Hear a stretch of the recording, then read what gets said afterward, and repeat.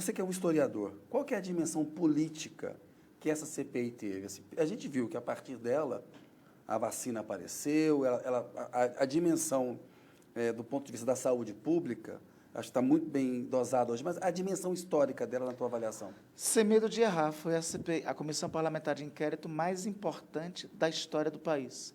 Primeiro, porque nenhuma CPI, em toda a história do país, desde a instauração de comissões parlamentares de inquéritos no nosso ordenamento constitucional e desde as primeiras que nós tivemos, que foi a partir de 1953, no Senado Federal, nenhuma esteve tão presente na casa das pessoas quanto estas. Por que essa estava presente? Porque a primeira doença estava na casa das pessoas.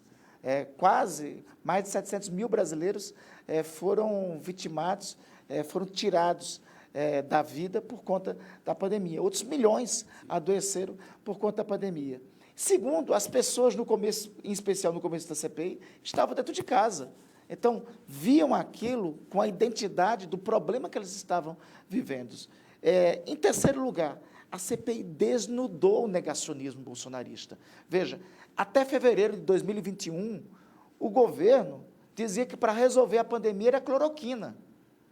O discurso da vacina tinha dúvida na sociedade brasileira. Foi após a CPI que nós colocamos o então governo negacionista no canto, nos corners, né? Colocamos o governo bolsonarista acuado sobre o discurso da vacina. O governo teve que aceitar a vacina. O governo, lembremos as declarações do ex-presidente, em janeiro dizia insistentemente que não queria a vacina. A vacina foi imposta pela força e pela pressão da Comissão Parlamentar de Inquérito sobre ele. E, sobretudo, o seguinte, o governo, a CPI, foi um foco de resistência ao fascismo. Foi um foco de resistência ao negacionismo e ao governo fascista de então.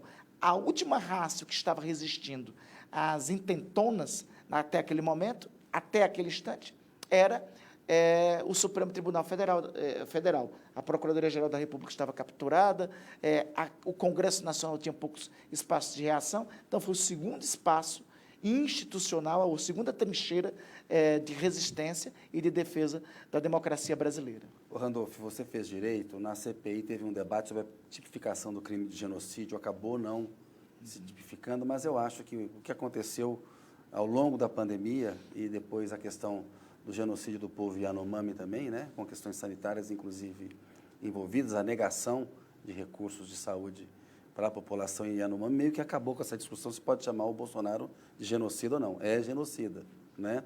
Mas acho que não há dúvida sobre isso.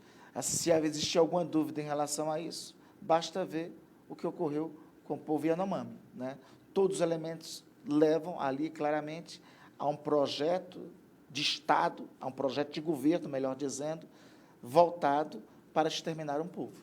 Isso é genocídio. Isso é genocídio. Isso não tem outra definição desde Nuremberg. Isso não tem outra definição que não genocídio. Isso. Nuremberg, o tribunal que julgou os crimes de guerra da Segunda Guerra Mundial.